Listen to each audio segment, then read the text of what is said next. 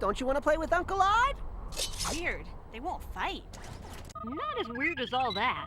Huh? I smell a trap. Xana has divided the group so that we're more vulnerable. Aelita and Ulrich, did you catch that? Oh yes, it's time for Code Lyoko. Code Lyoko was a cartoon animated in France and distributed throughout the world. It catches a bit of crap sometimes, being so similar to The Matrix, occasionally including serious elements into its plotlines and using an anime art style, but an open mind may find the show to still be interesting. It features some decent characterization and ideas, despite being occasionally ridiculous. Alright, Code Lyoko Quest for Infinity on the Nintendo Wii doesn't really explain its premise, so I'm assuming that this installment is meant almost entirely for fans of the show.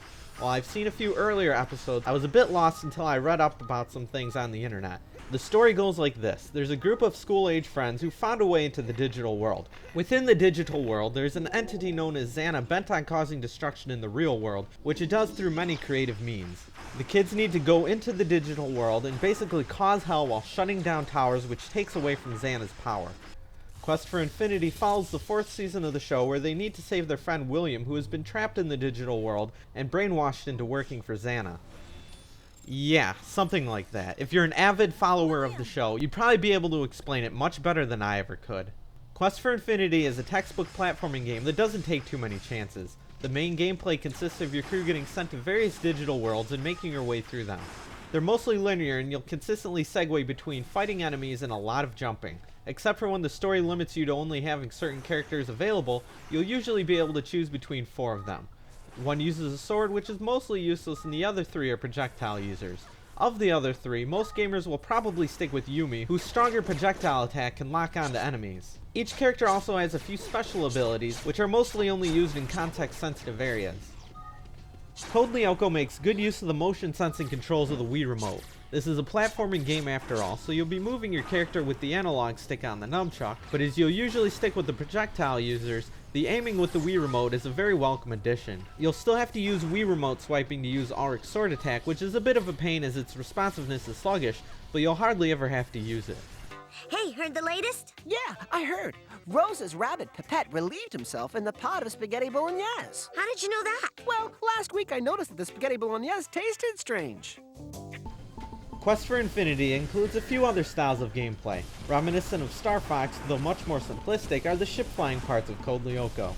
Sometimes when traveling between worlds, you'll be forced to do battle in this alternative way. There's only a few styles of enemies, so it gets a bit repetitious towards the end of the game, but this also makes good use of the Wii Remote. It also makes for nice variety. Between gameplay segments, you'll get a chance to talk to characters from the show in front of the school in what feels like an extremely under-realized adventure portion. These characters almost never say anything relevant, so it's mainly just a treat for fans of the show.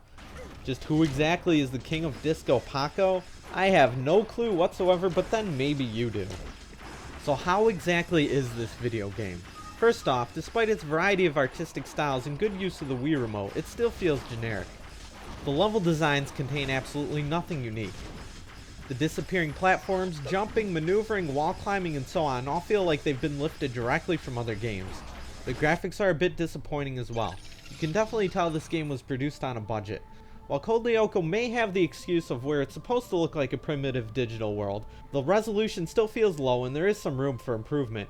Even the volcano world, which does look pretty cool at times, sadly runs at a low frame rate despite being rather simplistic considering the hardware. Quest for Infinity is so easy in the beginning that it feels like a 5-year-old's game, but it does pick up. The difficulty increases as some of the enemies start to actually fight back.